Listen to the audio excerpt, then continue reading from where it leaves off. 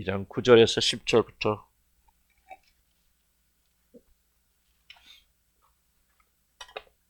9절부터 10절까지 말씀 봅니다. 저도 베드로는 빨리빨리 나가고 싶은데요. 지금 한 구절 한 구절 얼마나 값어치 있는 말씀인지 좀 모르겠습니다. 9절 10절 볼까요? 그러나 너희는 택하신 족속이요 왕같은 제사장들이요 거룩한 나라요 그의 소유가 된 백성이니 이는 너희를 어두운 데서 불러내어 그의 기이한 빛에 들어가게 하신 이 아름다운 덕을 선포하게 하심이라. 너희가 전에는 백성이 아니더니 이제는 하나님의 백성이요 전에는 공유를 얻지 못하더니 이제는 공유를 얻은 자니라. 9절의 핵심적인 부분이 이 말입니다. 너희는 택하신 족속의 왕같은 제사장들이요 거룩한 나라요 그의 소유가 된 백성이니. 아멘. 이 말씀 가지고 우리 은혜를 나누길 원합니다. 우리는 연속적으로 좀 그리스도 예수 안에 있는 자들은 어떠한 위치에 놓여 있는가를 지금 우리가 하나님의 말씀을 통해서 생각하고 있습니다. 우리가 그리스도를 말미암아 하나님의 자녀가 되는 영광 속에 들어가게 될 때 우리들은 하나님께서 택하신 족속이 되어지고 왕 같은 제사장이 된다고 우리가 지난주에 그 말씀을 우리 나누었습니다. 우리들이 회개하고 하나님께 돌아와서 예수 그리스도를 주님으로 받아들이게 되어질 때 하나님은 여러분들을 이 세상에서 불러내셔서 세상 사람들과는 전혀 다른 하늘나라의 사람들로 여러분을 만들어 주십니다. 그래서 이제 하늘이 여러분의 고향이 되어지고 이제 그것으로 돌아갈 소망 가운데 살게 되고 여러분의 시민권은 하늘나라에 있게 되어집니다.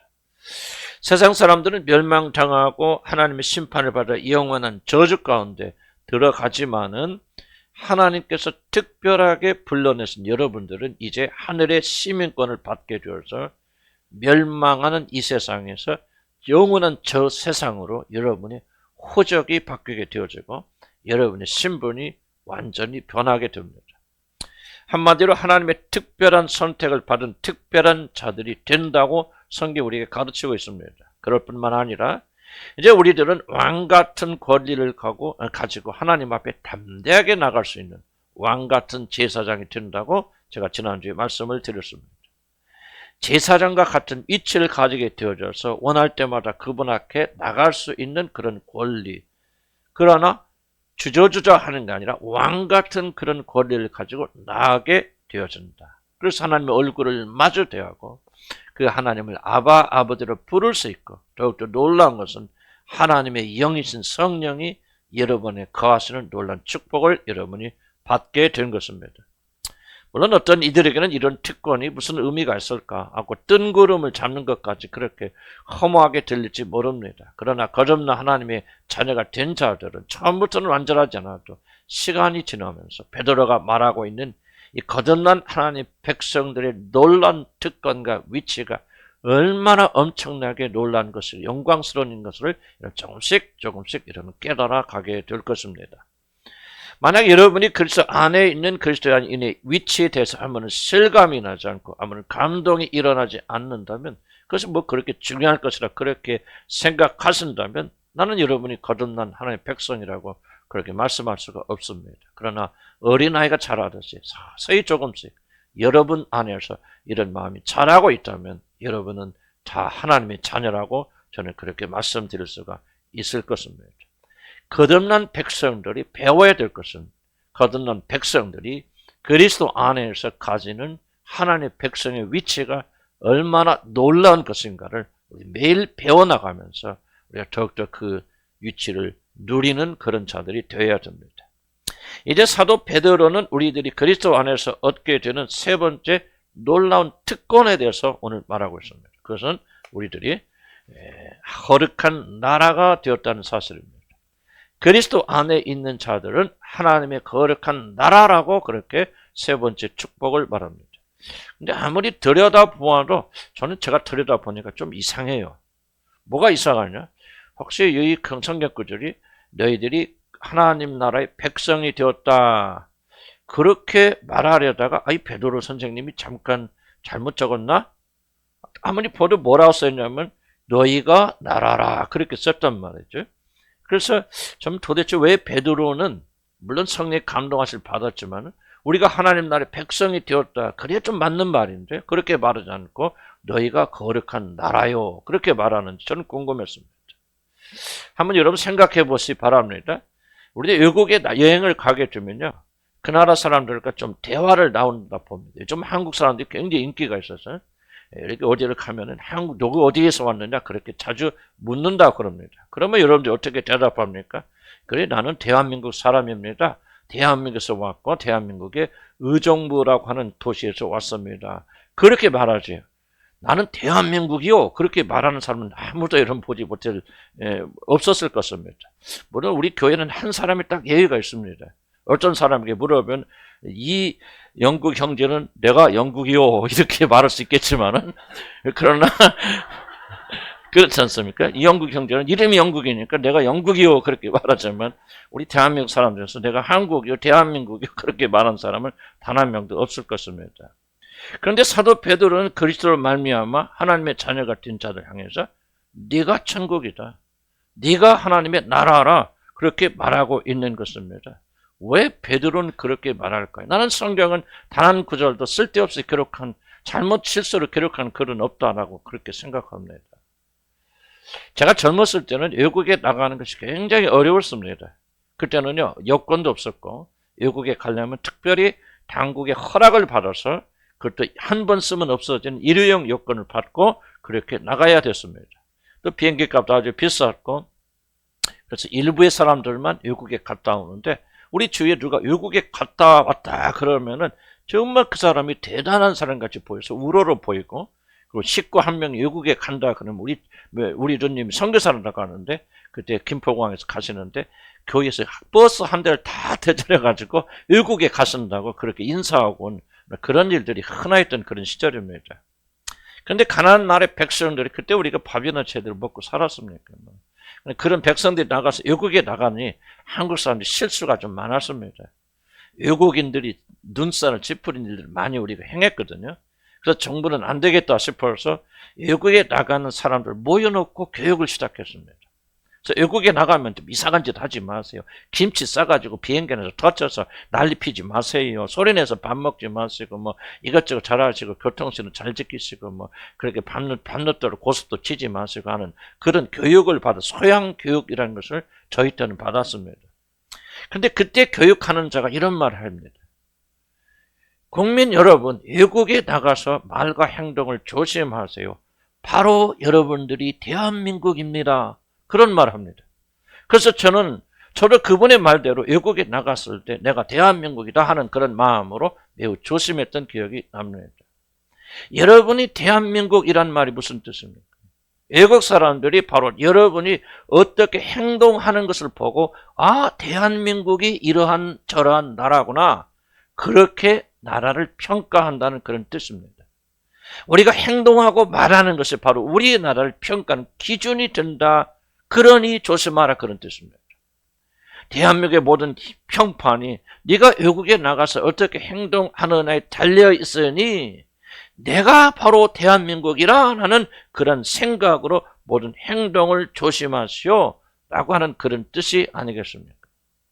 베드로가 말하는 너희들이 거룩한 나라라는 말은 나는 그런 뜻이라고 뭐 다른 뜻도 있겠지만 저는 그런 뜻이 아닐까 생각해 봅니다.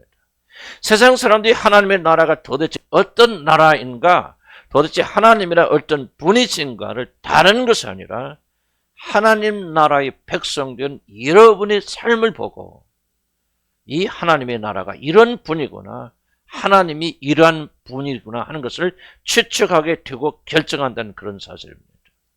그렇기 때문에 우리들이 어떻게 생각하고 어떻게 말하고 어떻게 행동하는가를 조심하라. 하나님 나라의 백성이 되었으니 이제 그렇게 살아라고 사도 베드로는 이렇게 말하고 있는 것입니다. 그렇다면 아주 중요한 질문이 있습니다. 그럼 하나님 나라인 우리들은 어떻게 살아야 됩니까? 성경 하나님 나라의 백성들은 그 무엇보다도 거룩하게 살라고 말합니다. 그래서 너희는 거룩한 나라요 그렇게 말하는 것입니다. 나라의 중요한 특징, 절대적인 특징은 다른 것에 있는 것이 아니라 거룩에 있다고 하는 그런 뜻입니다. 그래서 우리들도 어떻게 살아야 됩니까? 거룩한 삶을 살아야 됩니다. 우리들이 예수를 믿어서 하나님 나라의 백성이 되어졌는데 우리들이 거룩한 삶을 살 때 세상 사람들은 그 나라는 거룩한 나라구나. 그들이 하나님으로 부른 그분은 거룩하신 분이신가를 알게 된다는 그런 뜻입니다. 우리가 하나님 나라 자체이기 때문에 우리는 그 무엇보다도 거룩한 삶을 살아야 됩니다. 그렇다면 거룩이란 도대체 무엇을 가리키는 말입니까? 우리들이 어떻게 살아야 하나님의 나라가 거룩한 나라라는 사실을 보여주고 세상 사람들이 여러분을 보면서 이게 하나님의 나라구나. 나는 대한민국의 교회가 절대적으로 실패한 것이 있다면 바로 이 점에서 실패했다고 그렇게 생각하고 나는 우리 교회도 예외라고 그렇게 생각하지 않습니다. 우리가 하나님의 나라를 잊어버렸고 우리가 어떻게 사느냐가 하나님의 나라를 결정하는 사실을 우리가 잊어버렸기 때문에 지금 세상 사람들 눈에 비친 하나님의 나라는 무엇입니까? 기독교가 아니라 개독교가 된 것이고 나는 그들의 평가가 결코 잘못되었다, 과장되었다 그렇게 생각하지 않습니다. 우리는 거룩한 삶을 살도록 부름받았습니다. 이게 바로 우리가 거룩한 나라라고 하는 뜻의 의미인 것입니다.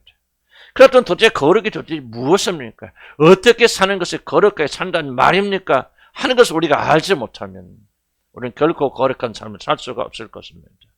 물론 거룩이란 말은 윤리적 도덕적인 면에서 다른 사람보다 더 뛰어난 삶을 산다라고 하는 그런 뜻도 가지고 있습니다. 하지만은 사실 거룩이란 말이 중심적이고 일차적인 의미는 하나님의 나라는 세상과는 다르다. 하나님의 나라의 사람들, 하나님 나라의 백성들은 세상 사람들이 사는 그런 기준으로 살지 않고 다른 기준으로 산다. 다르다고 하는 뜻이 거룩하다는 말이 1차적이고 가장 중심적인 의미입니다. 세상과 다른 것. 저 사람들은 세상 사람과 달라. 세상들은 이렇게 사는데 저 사람들은 이렇게 살지 아니한다. 이것이 바로 거룩의 의미고 바로 초대교회 성도들이 살았던 것이 바로 이런 식으로 살았기 때문에 성경에 뭐라고 말합니까? 그들이 다 그들을 칭찬하되 감히 상종하는 자가 없더라. 왜? 너무나도 다른 삶을 살고 있기 때문에 너무나도 세상 사람과 다른 삶을 살고 있기 때문에 그들을 칭찬하지만 나도 저렇게 살 수가 없어. 나는 저렇게 살 수 없어. 그래서 상종조차 하지 못했다고 그렇게 말하는 것입니다. 오늘 기독교의 잘못이 무엇인지 아십니까? 세상과 하나님의 교회가 너무나도 차이가 없기 때문에 너무나 아무런 어려움 없이 교회에 올 수 있다는 겁니다. 누구든지 와서 교회 생활을 한다는 것입니다. 왜? 세상과 교회가 차이가 없어요. 그러니까 구태여보를 버릴 것이 없어요. 그냥 그대로 살면 됩니다. 이게 바로 교회가 타락됐다는 그 증거가 아니면 무엇이란 말입니까? 거룩은 세상과 전적으로 다른 삶을 사는 것을 말합니다. 만약 우리들이 이 사실을 받아들이지 않으면 우리들이 하나님의 나라는 말의 의미를 절대로 오해하게 됩니다. 그래 다르다는 것은 단지 겉이 다르다는 뜻이 아니라 마음속 중심이 내부가 전적으로 다른 사람이 되어졌다는 것을 말하고 있습니다. 무엇이 거룩이고 무엇이 거룩이 아닌지를 제가 한번 예를 들어보겠습니다. 마음으로 누군가를 내가 미워하지만은 그래서 그 원수에게 복수하고 싶은 마음이 있지만 꼭 참고 견디고 그 원수에게 내가 미워하는 사람에게 복수하지 않는 것은 윤리와 도덕이지 거룩한 것이 아닙니다. 거룩한 것은 외적으로 자기 자신을 미워하는 사람이나 자기 자신의 원수에게 복수를 하지 않을 뿐만 아니라 그 원수조차도 마음에 품고 그 원수를 사랑하려고 발버둥을 치는 것, 이게 바로 거룩입니다. 돈에 매이지 않고 의연하게 사는 것은 존경할 만한 일입니다. 돈이 없어도 돈에 매이지 않고 그렇게 잘 살아가고 돈이 없어도 기죽지 않는 것은 매우 존경할 만한 일입니다. 그러나 오히려 돈이 없음을 인해서 감사를 드리고 심지어 돈이 많으면 내가 하나님과 멀어지게 되어지는데 내가 이게 돈이 없으니 너무나도 고맙고 감사하고 심지어 돈을 미워하고 오히려 가난한 삶을 선택하는 것은 윤리와 도덕이 아니고 훌륭한 인격이 아니라 거룩한 자들만이 추구할 수 있는 놀라운 능력입니다. 어린 이를 만날 때 인내하며 참고 견디는 것은 인격적으로 아주 훌륭한 일입니다. 그러나 자신의 삶에 어려운 일을 주시며 그 일로, 이 어려움으로 인하여서 세상의 모든 소망을 포기하고 하나님만 바라보게 하심을 인하여서 기뻐하고 즐거워한다면 이것이 바로 성경이 말하는 거룩입니다. 세상 사람들은 죽었다 깨어나도 일을 못합니다. 전적으로 세상과 다른 거룩한 자들만이 할 수가 있는 일입니다. 속으로 다른 사람을 마음으로 비판하고 판단하지만 입을 꾹 참고 절대로 그 사람 앞에서 네가 잘못되다, 네가 나보다 모자란 사람이다 그렇게 표현하지 않는 것은 매우 인격적으로修養이 깊은 사람입니다. 그러나 마음속에서조차 그를 판단하지 아니하고 많은 약점을 가지고 나보다 연약한 그 지체를 보면서 도리어 그 사람을 나보다 낮게 여기고 자신을 미워하고 핍박하는 자를 사랑하는 것은 속사람이 완전히 변하는 거룩한 자들만이 할 수 있는 것이고 바로 거룩한 나라에 속한 자들만이 할 수 있는 것이고 이렇게 살 때 세상은 하나님의 나라가 무엇인가를 알게 된다는 말입니다.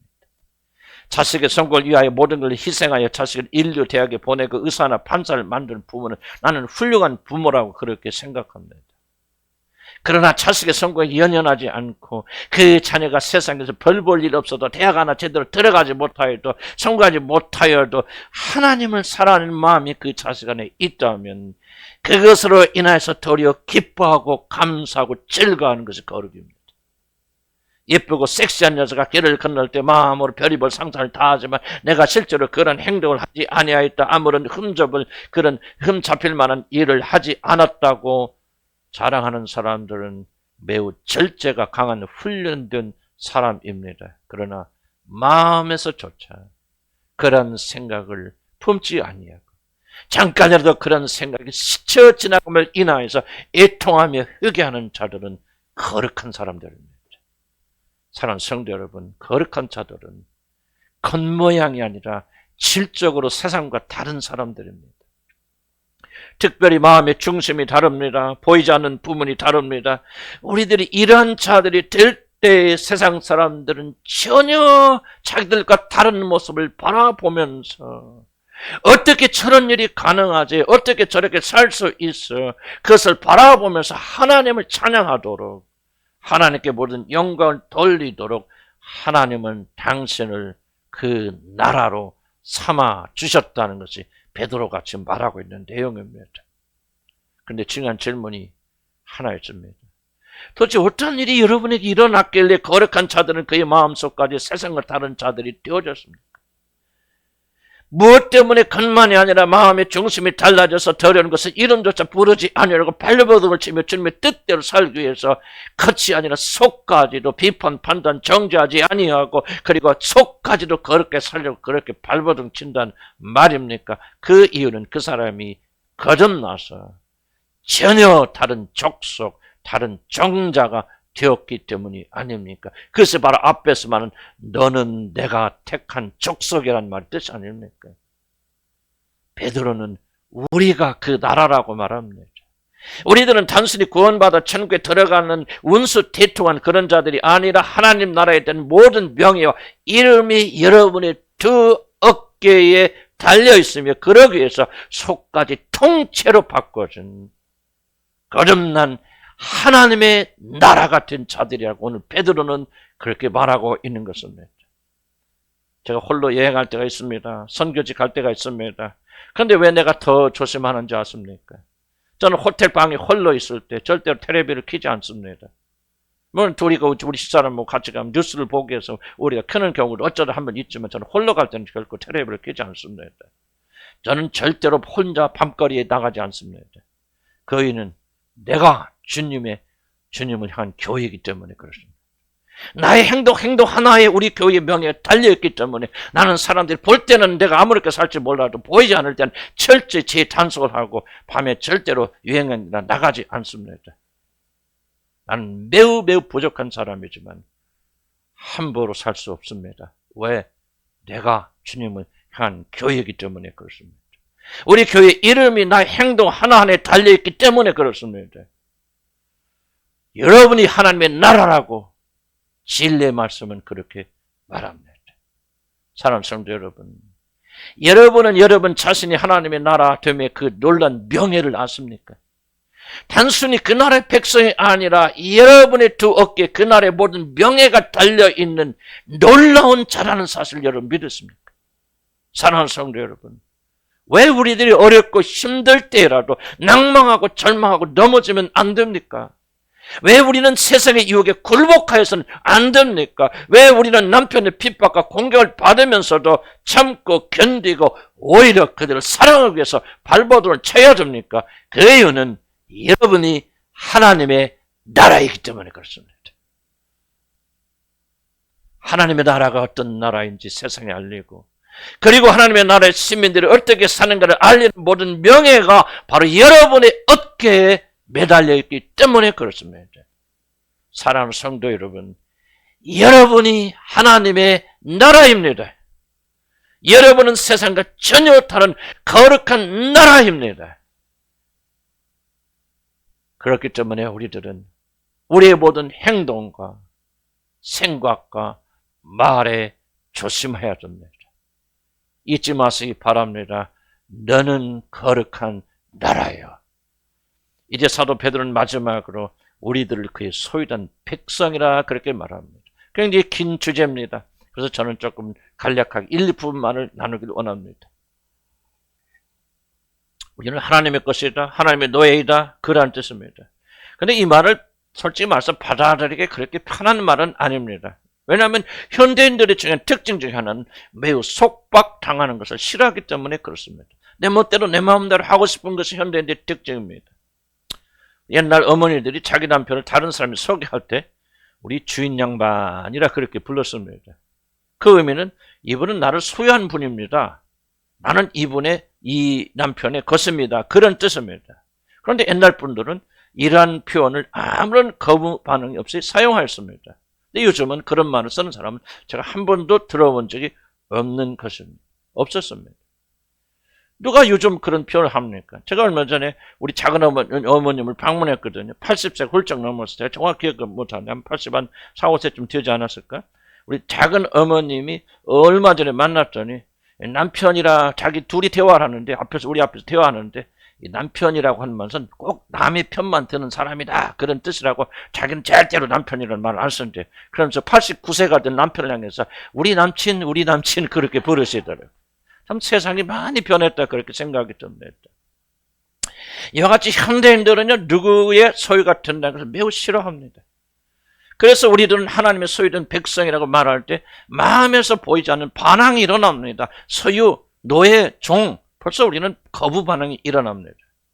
근데 그것을 아는지 모르는지 성경 우리들이 예수 그리스도를 자신의 주님으로 받아들일 때 우리는 하나님의 소유, 하나님의 종, 하나님의 노예가 된다라고 하는 사실을 굉장히 강조합니다. 너희는 그의 소유된 백성이니. 그런데 그 교회에 출석하는 자들 중 적지 않은 자들이 노예였기 때문에 사실 오늘 현대인들의 귀에만 거슬리는 것이 아니라 그 당시 교회에서도 이 말은 굉장히 거부 반응을 일으키는 말이었을지도 모른다, 그렇게 생각이 듭니다. 그리스도를 믿는다는 것이 해방을 가져다 줘야 되는데 그리스도를 믿는 믿음으로 말미암아 하나님의 소유가 되어진다, 하나님의 종이 된다, 아니 내가 또 누구의 노예가 된다는 말이야, 이렇게 생각하면서 그들은 많이 실망했을지도 모릅니다. 그러나 사도들은 이 일을 도리어 영광스럽게 생각하였습니다. 그래서 베드로는 우리는 그의 것이라고 그렇게 강조하고 말하고 있고, 사도 바울은 그가 보낸 모든 서신에서 맨 앞에다 나는 예수 그리스도의 종인 바울이 편지하노니 항상 자기를 하나님의 것이다, 그리스도의 소유다, 그리스도의 종이라고 그렇게 표현을 하고 있는 것입니다. 왜냐하면 내가 누구의 종이 되느냐에 따라서 그 의미는 아주 달라지기 때문에 그렇습니다. 나의 주인이 누구인가에 따라서 그 사람의 종, 그 사람의 노예의 신분이 전적으로 달라지고, 어떻게 보면 일반 자유인이 되는 것보다도 유명한 위대한 사람이 종이 되는 것이 훨씬 더 좋을 때가 많습니다. 우리 고대 중국의 역사를 보면요, 중국을 실제로 다스렸던 자들은 황제가 아니라 왕의 종들이었던 내시라고 불리는 환관들이었다고 말합니다. 환관들이 거의 정치를 다 그 뒤에서 이 중국 전체를 다스리는 자들은 황제가 아니고 실제 이 종들이었습니다. 이들이 황제 종들임에도 불구하고 황제의 모든 신임을 다 얻기 때문에 그 힘을 이용해서 중국의 모든 것들을 다 결정하고 다스리고, 특별히 황제의 절대적인 다수가 이 환관들에 의해서 독살당합니다. 중국의 역사를 읽어보게 되면은 바로 종들이 나라를 다스렸다. 무슨 말입니까? 황제의 종은 종이고 노예는 노예인데 황제의 노예니 이렇게 막강한 권력을 다 누린 것입니다. 그러니 내가 누구의 종이느냐에 따라서 내 모든 운명은 하늘과 땅 차이가 다른 정도로 달라지는 것입니다. 마귀의 종, 마귀의 소유라면 그 사람은 영원한 저주를 받고 지옥에 던져질 것입니다. 그러나 내가 창조 하나님의 소유가 된다면, 그분의 종이 된다면, 그분의 것이 된다면 우리는 영광에서 영광으로 이어지는 놀라운 축복을 받게 될 것입니다. 그런데 우리들이 하나님의 소유가 된다, 하나님의 것이 되는 것이 얼마나 영광스러운 일인가를 정말 진정으로 이해하려면 신명기에 등장하는 메인 종에 대한 기록을 먼저 잘 살펴야 됩니다. 근데 시간이 없어서 제가 본문은 읽지 못합니다. 신명기의 메인 종에 대한 놀라운 그런 기록이 있습니다. 메인 종이 무엇입니까? 유대 율법에 의하면요, 노예 중에서 메인 종이라고 불리는 매우 특별한 노예 제도가 나옵니다. 유대인들은 본래 자유한 그런 자들이지만은 여러 가지 이유로 인해서 노예들이 될 수가 있습니다. 그러나 유대인으로서 노예가 되어지면 그 사람은 본래 유대인 자유인이기 때문에 유대 율법에 하면은 그 사람이 주인이 된 주인은 결코 이 노예가 된 유대인을 죽을 때까지 노예로 부릴 수가 없습니다. 유대인의 율법은 유대인으로 종이 된 자들은 6년 동안 종사를 하다가 7년째가 되어지면 무조건 그들을 풀어줘야 됩니다. 이유 불문하고 7년 이상을 그들을 종으로 삼을 수가 없어서 7년째가 되는 해에 그들은 다 종을 풀어줘야 됩니다. 그런데 그가 노예 생활을 하는 동안 만약 그 사람의 주인이 이 남자 노예가 있는데 이 남자 노예에게 아내를 주어서 그 아내와 결혼하게 되고 결혼해서 아이를 낳게 됩니다. 이렇게 되는 경우인데 이제 7년째가 되어서 이 유대의 종이 이제 7년에서 자유한 사람이 되어서 풀려나가게 될 때는 그럴 때라도 이 자기 아내와 자녀들은 내 것이 아니라 주인이 자기 선물한 그런 것이기 때문에 자기가 자유롭게 되는 경우에도 결코 자기 아내와 아이들을 데리고 나갈 수가 없습니다. 자기 혼자만 나가서 자유롭게 할 수 있습니다. 그러니까 이렇게 나눠지게 되는 것이죠. 내가 누구를 데려왔다 그러면 내 것이지만은 그러나 주인이 허락한 아내고 그걸 관계를 통해서 난 아이들이기 때문에 내가 7년째 자유가 된다 할지라도 그 사람은 결코 자기 몸에서 난 아이들과 아내를 데리고 나갈 수가 없습니다. 자유케 되려면은 그들을 버리고 혼자만 나가야 됩니다. 그런데 이 종이 아내를 사랑합니다. 어떤 사람은 그러지, 아이 잘됐다. 이거 뭐 아내를 하고 헤어진다더니 이렇게 박수 치면서 나가는 사람도 있겠지만은, 그럼 만약 이 종이 남자 종이 아내를 사랑한다. 그리고 그들 사이에서 태어난 자녀들을 사랑한다. 그리고 신명기에서 기록된 더 놀라운 것은 내가 주인을 사랑한다. 이 주인은 나를 노예처럼 취급지 않고 그렇게 아들처럼 취급해 줘서 나는 이 주인을 너무 사랑해 하고 사랑하는 마음이 있을 때는 이 종이 뭐라고 말하냐면, 주인님, 나는 내가 자유인이 되는 이 자유를 사용하지 않겠습니다. 나는 당신의 영원한 종이 되어서 죽을 때까지 당신을 섬기겠습니다 라고 그렇게 선언을 하게 되어주면은 이 주인은 증인들과 함께 이 사람을 데리고 가서 문설주에 대고 구멍을 뻥 뚫어서 이렇게 냅니다. 그래서 구멍이 난 있는 그런 그 종들 뭐라고 말하냐면 메인 종이다, 성경에 둘러쓰다 하는 표현이 그런 건데요. 바울이 나는 그리스도의 종이라고 말할 때 이 종은 바로 이 메인 종을 말합니다.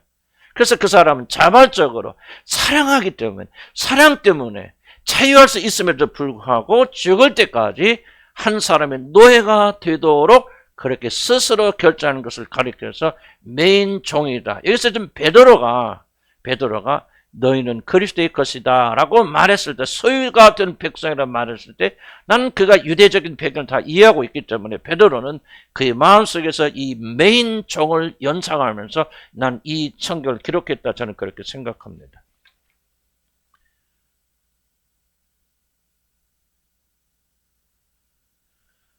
바로 메인 종이 누구냐? 사랑 때문에 자유를 포기하고 종이 된 자들, 즉 사랑의 메인 종들이 메인 종입니다.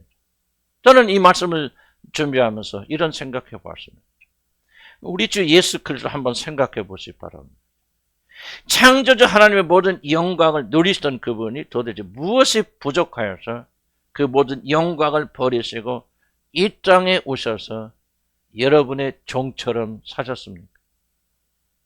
왜 죽을 수 없는 분이 죽기를 택하셨고 왜 여러분 대신 저주의 십자가에 오르셔서 하나님 되신 그분께서 버림받아 죽으셨습니까? 그 이유는 이 메인 종처럼 오직 사랑 때문이 아니겠습니까?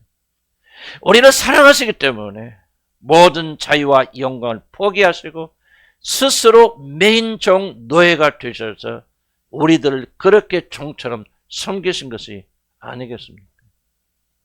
우리 주 예수 그리스도는 사랑 때문에 이 종이 자유할 수 있음에도 불구하고 이 모든 자유를 사랑 때문에 포기하여서 영원한 종이 된 것처럼 예수 그리스도는 사랑 때문에 자기 자신의 모든 위치와 신분과 자유를 포기하시고 십자가에서 스스로 죽음을 택하신 우리들의 영원한 메인 종이 바로 우리 주 예수 그리스도였습니다. 그는 사랑 때문에 스스로를 십자가에 묶으셨고 거기서 그 고귀한 생명을 버리신 것입니다. 그는 사랑 때문에 스스로 저와 여러분의 종이 되신 것입니다. 신명기에 등장하는 메인 종이 바로 우리 주 예수 그리스도이십니다. 사도 베드로가 우리는 그의 소유된 백성이라고 말할 때 그가 십자가에서 우리들을 위해서 스스로 종되신 그분을 마음에 품지 않고서 어떻게 이런 말을 했겠습니까? 우리들이 그리스도로 말미암아 하나님의 소유된 백성이 되었다고 베드로가 말할 때 그의 마음의 중심에는 우리를 사랑하셔서 스스로 메인 종이 되어 십자가에 주신 하나님의 아들을 생각하지 않고 어찌 이 말을 하였다고 생각하십니까? 그리스도는 우리들을 하나님의 것으로 만드시기 위해서 먼저 우리들의 종이 되시고 먼저 우리들의 노예가 되셨습니다. 사랑하는 성도 여러분, 우리들이 하나님의 소유가 된 백성이란 말은 사람들이 생각하는 것처럼 여러분을 속박하는 말이 아닙니다. 우리들이 하나님의 소유가 되었다는 말이 얼마나 영광스러운 말인가는 바로 우리 주 그리스도께서 여러분을 사랑하셔서 스스로 그분 자신이 메인 종이 되셨다는 사실을 깨닫지 못하면 결코 알 수 없는 하늘의 비밀입니다. 사도 바울이 이렇게 말하였습니다. 갈라디아서 6장 17절에 이렇게 말합니다. 이후로는 누구든지 나를 괴롭게 하지 말라. 내가 내 몸에 예수의 흔적을 가지고 있노라. 나는 오랫동안 이것이 무엇을 의미하는지 알지 못했어. 도대체 이 흔적이 무엇을 의미하는지 저는 알 수가 없었습니다. 그러나 저는 이 설교를 준비하면서 뚜렷하게 내게 다가온 것이 있었습니다. 바로 바울에게는 이 메인 종의 흔적, 주님께서 그를 사랑하셔서 종이 되신 이 사랑에 감격하여서 바울이 어느 시점에 스스로 나는 자유할 수 있음에도 불구하고 그리스도로부터 걸어나갈 수 있음에도 불구하고 그리스도의 종처럼 살 필요가 있을 필요가 없음에도 불구하고 나는 그 사랑에 감동하여서 나는 영원히 당신의 종처럼 살겠습니다 하고 그분이 그리스도 앞에서 언약을 맺음으로 자기 자신의 영적 귀에 구멍을 뚫은 이 흔적, 나는 사도 바울이 이걸 말하고 있다는 것을 뒤늦게 깨달았습니다. 갈라디아서 2장 20절이 그리스도인이 누구인가를 이렇게 정의합니다. 내가 그리스도와 함께 십자가에 못 박혔나니 그런즉 이제는 내가 사는 것이 아니라 오직 내 안에 그리스도께서 사시는 것이라. 이제 내가 육체 가운데 사는 것은, 그렇게 육체 가운데 사는 이유는, 목적은 나를 사랑하사 나를 위하여 자기 자신을 버리신 하나님의 아들 믿는 그 믿음 안에서 사는 것이라. 단순한 믿음이 아닙니다. 나를 사랑하시사 자기 자신을 버리신 그 하나님의 아들 믿는 믿음으로 내가 사는 것이라. 예수 그리스도가 그냥 하나님의 아들이요, 나를 위해서 죽으시고 부활하셔서, 그러면 내가 모든 것을, 여러분, 밖에 죄가 용서받고 하나님 나라에 들어가는 그런 자가 되었다는 그런 축복의 결과만을 믿는 것이 믿음의 내용이 아닙니다. 사도 바울이 말한 믿음은 무엇입니까? 나를 사랑하사 스스로 메인종이 되신 그분을 믿는 믿음으로 내가 사는 것이죠. 그런 믿음을 가졌기 때문에 그런 사람으로 살아갈 수가 있는 것입니다. 우리가 주님을 찬양하고 주님을 믿고, 우리가 주님이 우리 위해서 죽으셨다는 사실을 믿고, 내가 죽으면 천국 간다는 그런 사실을 믿으면서 기뻐하고 즐거워하지만, 우리가 그분처럼 희생하고 헌신한 사랑이 없는 이유는 뭐냐면, 바로 우리가 그리스도께서 어떤 삶을 사셨는가, 어떤 사랑으로 사셨는지, 어떤 사랑으로 우리를 구원하셨는지, 우리를 구원하기 위해서 그분이 어떤 맨종의 형체를 입고 오시고 살으시고 죽으셨는지를 우리가 제대로 깨닫지 못하기 때문에 그런 것이 아니겠습니까? 우리가 주라고 부르신 예수님은 나를 사랑하사 고귀한 자신을 버리신 메인 종이십니다. 스스로 노예가 되셨습니다. 스스로 종이 되었습니다. 갈라디아서, 빌립보서에 뭐라고 합니까? 하나님과 동등하시지만 동등함을 취하지 아니하시고 자기 몸을 비워서 종의 형체를 가지시고, 그 종이 바로 여기서 말하는 맨종이 아니겠습니까? 그럴 필요가 없는 분이, 나는 자유한 것, 나는 하나님이요, 나는 너희들의 죄에 대해서 아무런 상관을 가질 필요가 없는 사람이 하고, 스스로 나는 6년째 7년째 돼서 자유한 자가 되었으니 그래 너는 어떻게 살든지 모르겠어, 너는 죽든 살든 너희들이 알아서 하라고 스스로 걸어 나가서 자유한 자가 될 수 있음에도 불구하고 그들을 사랑하기 때문에,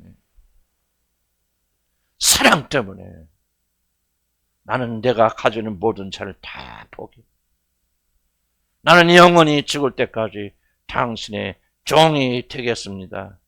사랑의 포로가 됐기 때문에 그 결과로 저와 여러분이 이렇게 구원받는 것이 아니겠습니까? 그럼 진리가 무엇입니까? 우리가 그리스도를 알아가는 것이 도대체 무엇입니까? 무엇을 의미합니까?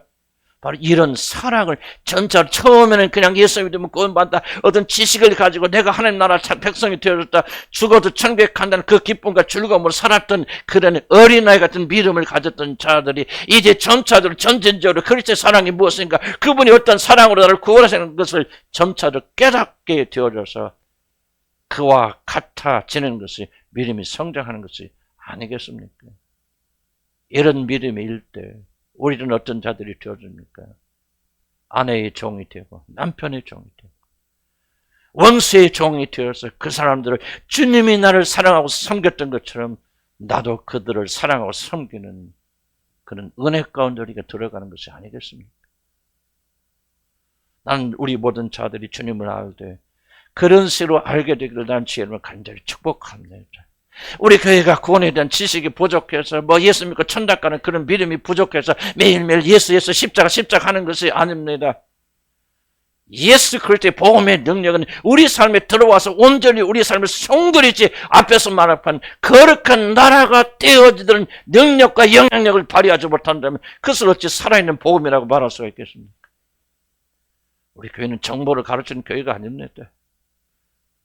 여러분을 사랑하셔서 맨족이 되신 그분의 정신과 사랑이 우리에게 생명으로 다가와서 그 생명으로 살아가는 그런 자도로 만드시기 위해서 오늘 또 하나님은 여러분을 부르시며 사도 바울은 여러분을 향해서 너희는 하나님의 거룩한 나라이요 택함 받은 백성이라고 그렇게 말하고 있는 것이 아닙니까? 만약 여러분이 이 사랑을 깨닫는다면 우리들 스스로 자원해서 주님처럼 하나님의 메인 종이 되려 하지 않겠습니까? 모든 자유를 포기하고 육신의 모든 열망을 다 내려놓고 십자가에 못 박고 그분을 위해서 오늘 우리들은 죽음을 향해 걸어 들어가지 않겠습니까?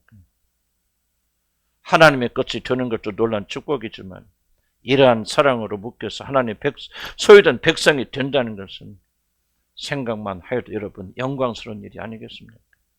우리가 하나님의 소유라는 사실은 단지 물건처럼 나는 그의 것이 된다는 그런 뜻이 아닙니다. 이와 같이 그리스도와 우리는 기이한 사랑으로 하나로 묶이게 되어지고 그 사랑이 놀라운 영광 속에 저와 여러분 들어간다는 것을 의미하고 있는 것입니다.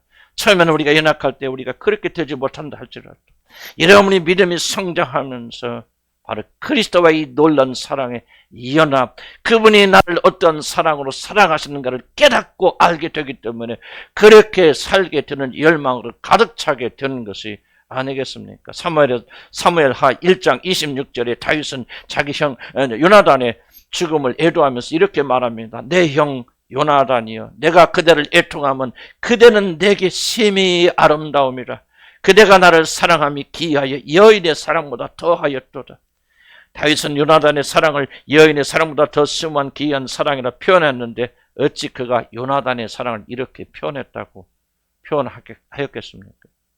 그가 말한 것은 요나단을 통해서 우리 주 예수 그리스도의 기이한 사랑을 표현한 것이 아니겠습니까? 성령께서 다윗의 상황을 통하여서 우리에게 기이한 사랑을 보여주신 그분의 사랑을 전하는 것이 아니겠습니까? 요한일서 3장 1절에 이렇게 말합니다. 보라, 아버지께서 어떤 사랑을 너희에게 베푸사 하나님의 자녀라 일컬음을 받게 하셨는지 바로 우리가 그러하도다. 하나님은 여러분을 사랑하시되 이런 기이한 사랑으로 사랑하십니다. 우리는 기이한 사랑으로 그분의 것이 되었습니다. 우리는 십자가에서 보여주신 그 영광스러운 사랑으로 그분의 소유가 되었습니다. 그분께서 스스로 메인 종이 되셔서 모든 것을 포기하셨기 때문에 우리들의 영원한 종이 되어서 우리를 섬기시고 오늘도 지금도 여러분에서 중보하시는 그 종의 모습을 가지고 계시기 때문에 저와 여러분 구원받고 우리의 믿음이 유지되는 것이 아니겠습니까? 만약 우리가 이 놀라운 사랑을 조금이라도 이해한다면 다른 현대들처럼 그분의 소유가 된다는 말에 거부 반응을 일으키겠습니까? 우리가 이 영광을 안다면 도리어 우리들 스스로 맨 종이 되어서 영원히 그분을 섬기려 하지 않겠습니까? 사랑하는 여러분, 여러분은 그리스도께서 놀라운 사랑으로 먼저 우리 것이 되어주셨고 그 사랑에 감동받은 자들이 그를 뜨겁게 사랑함으로 스스로 그분의 소유가 되기를 소원하는 바로 그 순간이 여러분과 하나님과의 진정한 하나가 되는 순간이라는 것을 여러분 아십니까? 바로 그 순간 그분께서 나를 위해서 메인 종이 되셨다는 것을 마음속에 깊이 깨달아서 그 순간 나도 당신의 영원한 종이 되겠습니다라고 고백하는 순간 바로 그 순간이 하늘의 영광이 여러분에게 임한 순간이라는 사실을 그대는 아시는지 기대하십시오.